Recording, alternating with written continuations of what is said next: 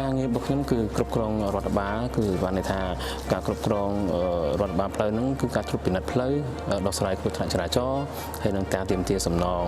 ដែលពាក់ព័ន្ធជាមួយនឹងគ្រោះថ្នាក់ចរាចរណ៍ហើយនឹងនិយាយទៅទ្រព្យសម្បត្តិនៅលើផ្លូវដែល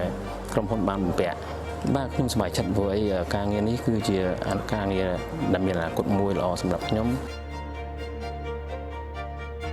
ថ្នាក់គ្រប់គ្រងបានយកចិត្តទុកដាក់ពីការពង្រឹងសមត្ថភាពបុគ្គលិកអញ្ចឹងគាត់ឃើញថាបុគ្គលិកមានឱកាសការងារក៏ដូចជាមានឱកាសក្នុងការវិវត្តខ្លួនគាត់តែងតែផ្ដល់ពេលវេលាឲ្យបុគ្គលិកក្នុងការបន្ថែមសមត្ថភាពខ្លួនឲ្យប្រជាជនខ្មែររបស់យើងមាន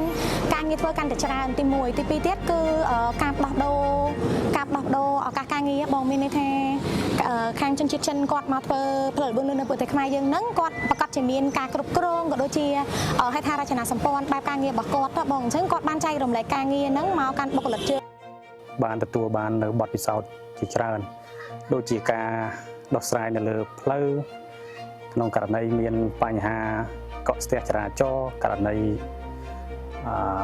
គ្រោះថ្នាក់ចរាចរណ៍អីផ្សេងគឺពួកខ្ញុំទទួលបានការបណ្ដុះបណ្ដាល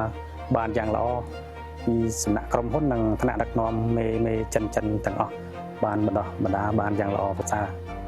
ក្នុងការដោះស្រាយនៅលើផ្លូវបានយ៉ាងរលូនការងារនៅផ្លូវល្បឿនលឿននេះគឺមានលក្ខណៈល្អប្រសើរសម្រាប់ខ្ញុំហើយដែលបានផ្លាស់ប្ដូរជីវភាពខ្ញុំពីមុនពីការលំបាកមកដល់សពថ្ងៃគឺមានការល្អប្រសើរជាងមុនមានផ្លូវល្បឿនលឿននៅកម្ពុជានេះគឺល្អប្រសើរជួយជំរុញឲ្យសេដ្ឋកិច្ចក្នុងប្រទេសកម្ពុជា